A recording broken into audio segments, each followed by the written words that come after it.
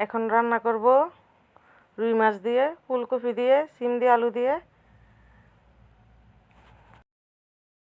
রান্না করতে যাই দেখি যে মরিচের গুঁড়া ফুরাইছে, মনেই নাই, পরে তো মরিচ বেটা নিলাম। এখন মাছটা ভাজি করে নেব।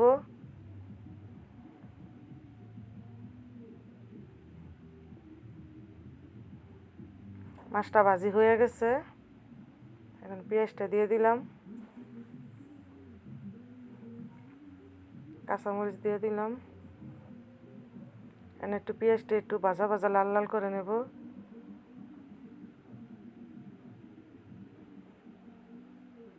দিয়ে দিলাম রসুন বাটা, দিয়ে দিলাম মরিচ বাটা। মরিচ বাটার তরকারি কিন্তু ভালো লাগে। দিয়ে দিলাম স্বাদ মতো হলুদ, দিয়ে দিলাম স্বাদ মতো লবণ, দিয়ে দিলাম ধনিয়া গুঁড়া, দিয়ে দিলাম জিরার গুঁড়া। এখন মশলাটা একটু কষাবো, কষানো শেষ, ফুলকপিটা দিয়ে দিলাম। এখন দিয়ে দেব সিম আর আলু। এখন একটু তরকারিটা লাড়বো, লাইরে একটু তরকারিটা একটু ঢেকে দেব। তরকারিটা কষানো হয়ে গেছে, এখন পরিমাণ মতো জল দিয়ে দেব।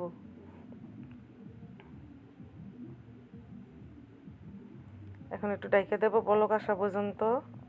বলক আসলে মাছটা দিয়ে দেব। বলক এসে পড়ছে, এখন মাছটা দিয়ে দিতেছি।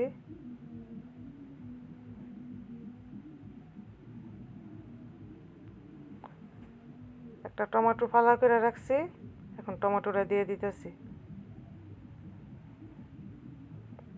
এখন একটু ঢেকে দেব।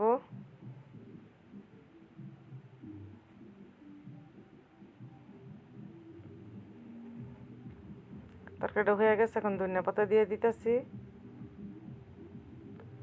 শীতের ধনিয়া পাতা তো একটু বেশি করে দিতেছি। দিয়ে একটু রাখবো, একটু ঢেকে দিয়ে রাখবো, তারপর তো নামিয়ে ফেলাবো। আমাদের ভিডিওটা ভালো লাগলে একটু ফলো দিয়ে পাশে থাকেন। আর তরকারিটা কেমন হয়েছে কমেন্টে জানায়েন। দেখেন তরকারিটার কালার কত সুন্দর হয়েছে। আজকের মতো ভিডিওটা এখানে শেষ। আল্লাহ হাফেজ।